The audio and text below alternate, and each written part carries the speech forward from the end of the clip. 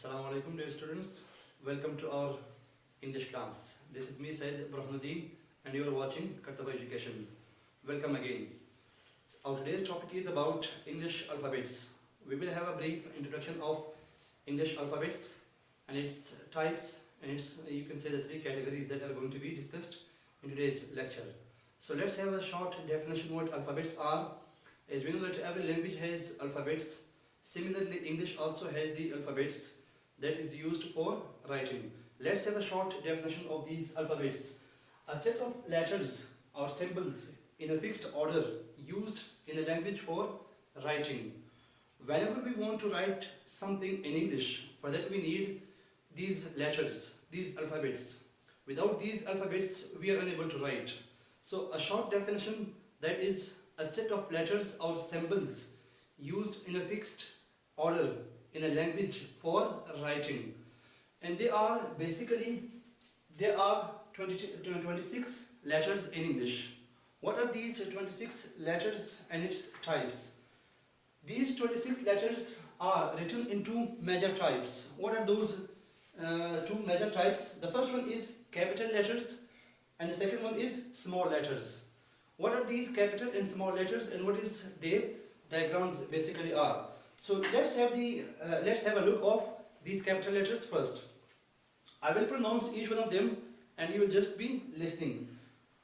Such as A, B, C, D, E, F, G, H, I, J, K, L, M, N, O, P, Q, R, S, T, U, V, W, X, Y and Z. So these are called the 26 letters and they are categorized into, you can say, categories such as the capital and small. Now let's look at these small letters. You can compare both of them, how their diagrams and how they are looking. As I pronounced each one of them, the 26 letters. Similarly, we have the small alphabets on this side as well. Now, how do they function and what is basically their function? Here, one thing more to add, that is about, there are 5 vowels in these 26 letters. What are those 5 vowels? We know it: A, E, I, O, U. These are basically the 5 sounds that we use in English, you can say letters. And there are 2 semi-vowels. The semi-vowels are Y and W. Basically, they are pronouncing earlier, they sound the same as vowels are, such as Y and W.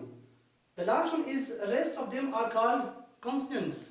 As we got, you can say, 26 letters in English. And the 26 are, you can say, categorized in these 3 major types. The first one, we have 5 vowels and 2 semi-vowels. And the rest of the 19s, they are called, you can say, consonants. Now see, what are they used for basically? After we have gone through these all, you can say, letters, so we can form a word from that. What word is?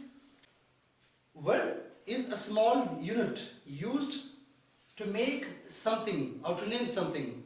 Basically, okay, whenever we want, you can say, these alphabets to make them together or to bring them together, so it forms a word. A word, okay, it can be, for example, okay, room. Now see, with the help of these alphabets, we formed a vocabulary that is called room. Room is a name of a place. Now see, how many alphabets have we combined here? We will just take a look. The first one is R. You just take a look. R is an alphabet as we have gone through here. Second is O. O is again an alphabet. Next is again O. The last one is M. Now after combining these all, it formed a new word. What means, okay, that names something. Another example, that is marker. Now see, as I told you, okay, that after we combine these, you can say, letters, it forms a vocabulary or a word. Now see, how many alphabets have we combined here? The first one is M. The second one is A. The third one is R. The next is K. The last one is not the last, okay, second last, okay, that is E. And the last one is R. Now see, okay, we have almost combined, okay, 1, 2, 3, 4, 5, 6. 6 letters, they are combined together, okay, and used as a word. As of course, it names something. Let's have another example. Pencil. Now see, again we have formed a new word with the help of these alphabets. That is, you can say, look at P is one alphabet and E is another alphabet, okay, N is again an alphabet. Then we have C, then I, then L. After combining these, okay, we came to know about that what pencil is. So basically we combine these letters to form a new vocabulary. Similarly, words have its categories. Words, you can say, fall in 8 categories, and they are basically known as parts of speech, we can say.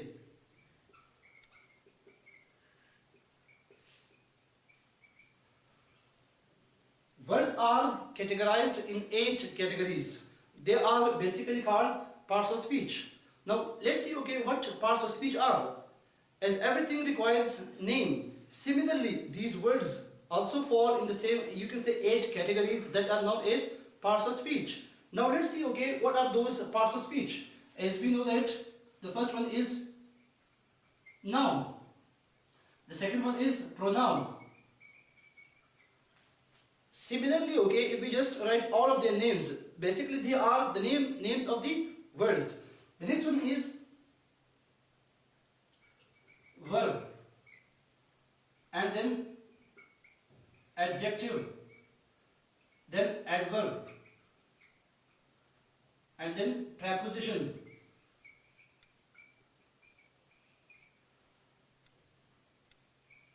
The next is conjunction.